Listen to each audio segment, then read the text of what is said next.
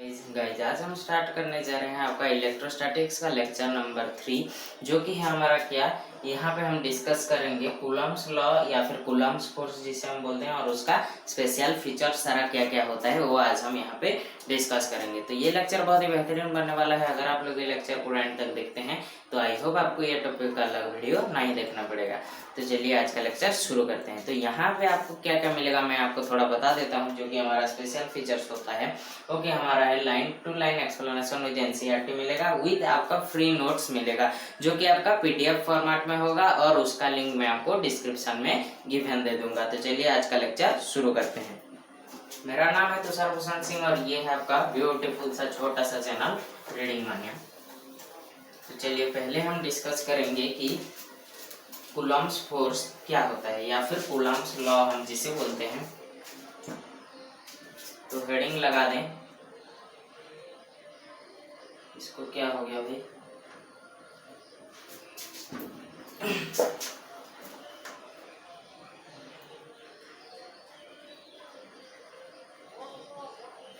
Coulomb's law और Coulomb's force हो गया। तो ये जो आपका कूलम्ब्स फोर्स होता है ये एक कैसा टाइप का फोर्स होता है, ये एक आपका इलेक्ट्रोस्टैटिक फोर्स होता है। कैसा फोर्स होता है, इलेक्ट्रोस्टैटिक फोर्स। तो यहाँ पे हम नोट बना देंगे इसको,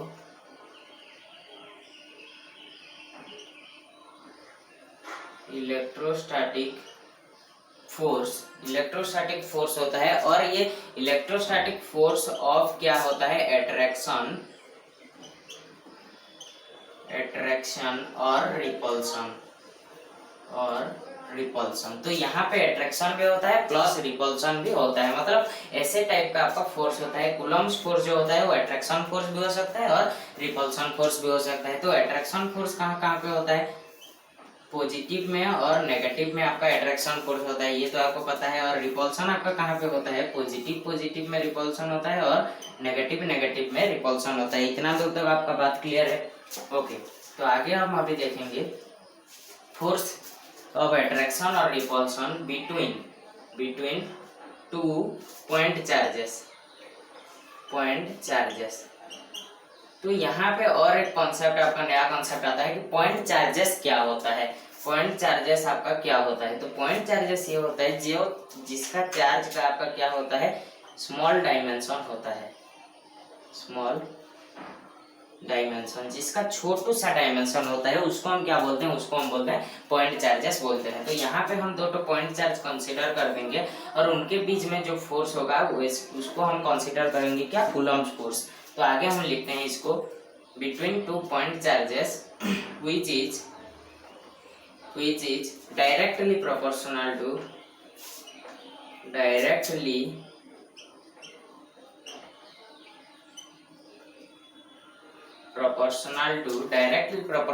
क्या होता है, magnitude of product of two charges, थोड़ा सा यहाँ पे गलत हो गया, two charges and inversely proportional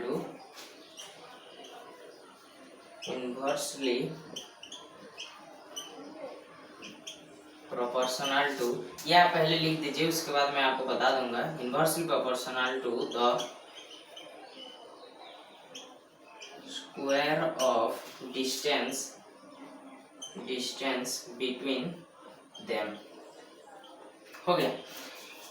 तो इतना दूर तक तो हमारा बात क्लियर है। तो ये दो पॉइंट अभी हम देखेंगे। तो डायरेक्टली प्रोपोर्शनल जो किया गया है, magnitude of product of two charges. तो यहाँ पे जो टू चार्जेस दिया है वो आपका क्या है, टू पॉइंट चार्जेस। तो उनका जो प्रोडक्ट होगा, उनका मैग्नीट्यूड का जो प्रोडक्ट होगा वो आपका क्या होगा, डायरेक्टली प्रोपोर्शनल टू वो इलेक्ट्रोस्टैटिक फोर्स का होगा। तो यहाँ पे हम मान लेते हैं Q1 एक चार्ज है और Q2 एक चार्ज है। तो ये दोनों को अगर इंटू करेंगे तो ये आपका क्या होगा, ये आपका डायरेक्टली प्रोपोर्शनल टू क्या होगा, फोर्स होगा, F बोल के हम इसको डिनोट कर देंगे। ओके, फिर इनवर्सली प्रोपोर्शनल टू क्या दिया है, square of distance between them. तो ये दोनों के बीच में जितना डिस्टेंस होगा वो डिस्टेंस का स्क्वायर टाइम्स उसका क्या होगा, वो इनवर्सली प्रोपोर्शनल होगा आपका किससे, इलेक्ट्रोस्टैटिक फोर्स जो होता है। तो यहाँ पे मैं आपको एक फिगर बना के दिखा दे रहा हूँ। ये दो ठो हमारा पॉइंट चार्ज है, this is Q1 and this is Q2। अरे भाई ये क्या हो गया, यहाँ से मुझे पता नहीं चल रहा है थोड़ा सा, रुको। ओके जी, थोड़ा सा मैनेज कर लो आप। ओके, तो ये आपका इनके बीच में डिस्टेंस कितना है, आर डिस्टेंस ये दोनों के बीच में है। हो गया, तो ये फिर कैसे चार्ज है, प्लस क्यू और ये भी है प्लस क्यू। तो फोर्स आपका कैसा होगा, रिपल्सन फोर्स होगा। पॉजिटिव पॉजिटिव में रिपल्सन फोर्स होता है, तो फोर्स आपका कुछ इस टाइप से यहाँ पे आ जाएगा फोर्स। तो यहाँ पे फोर्स क्या होगा, फोर्स 2-1 हो जाएगा। फोर्स 2-1 क्यों हुआ, फोर्स 2-1 क्यों हुआ भाई, तो यहाँ पे जो फोर्स 2-1 होगा, फोर्स 2-1 जो होगा, यहाँ पे क्या होगा, force on Q2, force on Q2, Q2 के ऊपर फोर्स पड़ेगा, किसके वजह से फोर्स पड़ेगा, ड्यू टू Q1। तो force on Q2 due to Q1, Q1 के वजह से Q2 में जो फोर्स पड़ता है उसको हम यहाँ पे लिखेंगे। तो ये जो आपका 2-1 होगा, यहाँ पे क्या होगा, यहाँ पे जो दिया है मैग्नीट्यूड ऑफ टू चार्जेस दिया है, तो यहाँ पे भी कुछ इस टाइप का होगा। जैसे कि हम इसको बाद में सॉल्व करेंगे, पहले हम ऊपर के थोड़ा मिटा देते हैं और आपको बता देते हैं।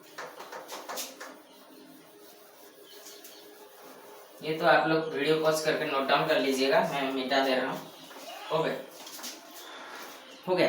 तो ये जो हमारा पहला कॉन्सेप्ट क्या था, force is directly proportional to Q1 into Q2 था, ये हमारा पहला था, केस 1 ये हमारा हो गया। फिर नेक्स्ट हमारा क्या था, next F is inversely proportional to क्या था, जो जितना डिस्टेंस होगा उसका स्क्वायर था। तो ऐसे कुछ होगा, कुछ इस टाइप का यहाँ पे होगा। R भी हम यहाँ पे डिस्टेंस लिए हैं, समझ में आ रहा है।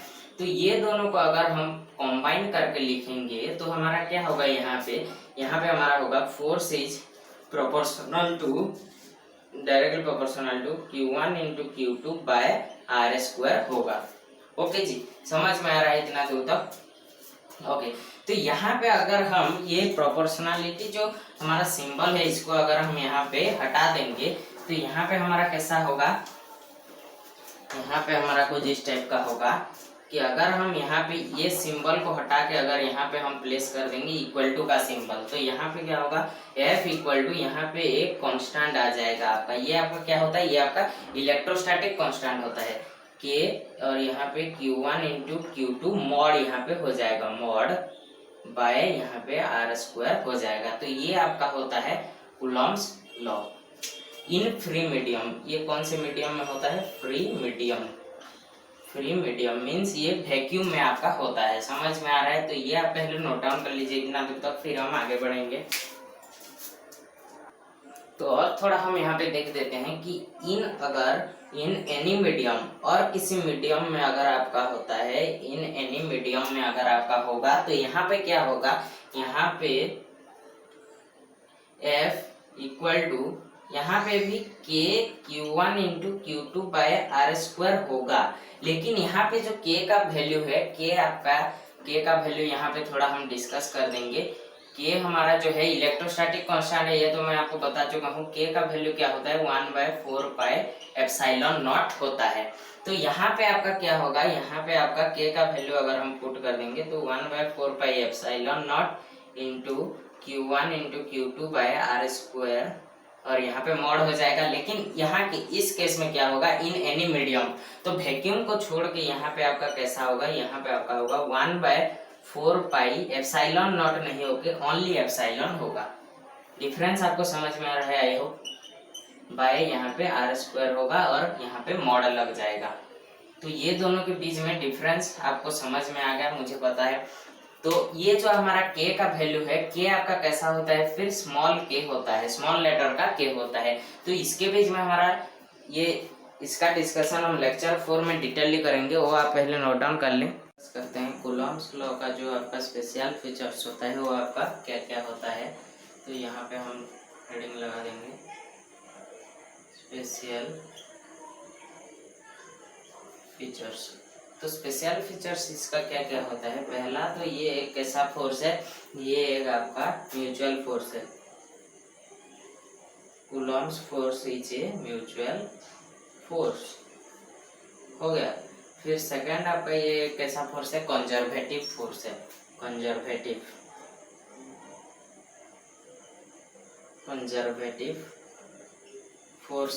Next it is a central force, ये एक सेंट्रल फोर्स भी होता है, सेंट्रल फोर्स हो गया। फिर फोर्थ हमारा प्रॉपर्टी मतलब स्पेशल फीचर्स ये होता है कि ये आपका क्या होता है, ये रिजेंबल करता है न्यूटन का थर्ड लॉ को, ये रिजेंबल करता है, it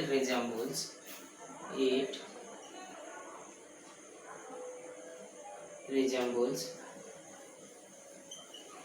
Newton's third law of motion. इतना दूर तो बात क्लियर है, ओके। तो फिर हम नेक्स्ट देखते हैं। नेक्स्ट ये क्या है, ये डिपेंड करता है किसके ऊपर, नेचर ऑफ द मीडियम के नेचर के ऊपर ये डिपेंड करता है। इट डिपेंड्स अपॉन द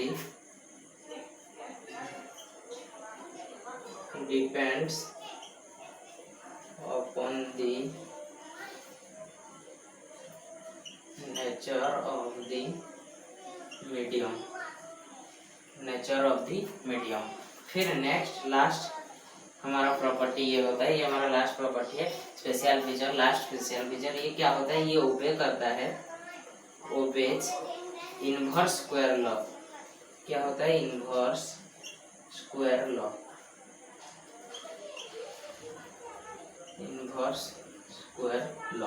तो मैं आपको समझा देता हूँ थोड़ा इनवर्स स्क्वायर लॉ क्या होता है। ये तो आप 5 पॉइंट आपको समझ में आ गया होगा, conservative force, central force, mutual force के बारे में ये तो आप क्लास 11 में पढ़ चुके हैं, इसको तो आपको और समझाना नहीं पड़ेगा। और ये न्यूटन थर्ड लॉ जो होता है आपका, एवरी एक्शन का एक इक्वल एंड अपोजिट रिएक्शन होता है, ये तो आपको पता है, तो उसको ये रिजेंबल करता है। और जो आपका नेचर जो होता है, मीडियम का नेचर जैसे होता है आपका, इसका फोर्स भी वैसे होता है, नेचर के ऊपर ये डिपेंड करता है। किसका नेचर, मीडियम का नेचर। ओके, तो 6 नंबर पॉइंट थोड़ा आपको मैं समझा दे रहा हूँ। तो ये आपका कैसा है, इनवर्स स्क्वायर लॉ, मतलब क्या होता है, फोर्स जो होगा वो inversely proportional to R square होगा। हो गया, ये तो हम पहले भी डिस्कस कर चुके हैं। तो यहाँ पे कैसे होगा, अगर आपका आर, अगर if R equal to double हो जाएगा, तो आपका जो यहाँ पे फोर्स होगा, फोर्स आपका कैसा होगा, फोर्स आपका 1/4F हो जाएगा। कैसे वैसे होगा, मैं आपको यहाँ पे करके दिखा दे रहा हूँ। आर स्क्वायर दिया है तो 2 का स्क्वायर यहाँ पे होगा इक्वल टू 1/4 हो जाएगा, तो यहाँ पे 1/4F हो जाएगा। इतना दूर तक तो बात क्लियर है। और एक एग्जांपल मैं आपको लेता हूँ, यहाँ पे मैं कर दे रहा हूँ। ओके, तो अगर हम इफ आर को हम हाफ ले जाएंगे, 1/2 ले जाएंगे, तो यहाँ पे कैसे होगा, यहाँ पे आपका एफ हो जाएगा, यहाँ पे 1/2 का स्क्वायर हो जाएगा, तो यहाँ पे 1/4 हो जाएगा, यहाँ पे 1/4 हो जाएगा। तो ये 4 अभी ऊपर चला जाएगा, 4 ऊपर चला जाएगा, तो 4/1 हो जाएगा, तो ये आपका 4F हो गया इसका। तो इतना तक तो बात क्लियर है। तो यहाँ पे क्या होता है, यहाँ पे स्क्वायर टाइम में आपका इंक्रीज और डिक्रीज होता है फोर्स। तो इतना देर तक बात क्लियर है। आज का लेक्चर यहीं पे खत्म होता है। अगर आपको वीडियो पसंद आए तो प्लीज लाइक कर देना, और मेरे चैनल में जिन्हें भी प्लीज मेरे चैनल को सब्सक्राइब भी कर देना, और हमारे वीडियोस को बहुत सारा शेयर भी करना। और कोई भी डाउट हो तो मुझे आप कमेंट करके पूछ सकते हैं। सबके लिए बाय बाय।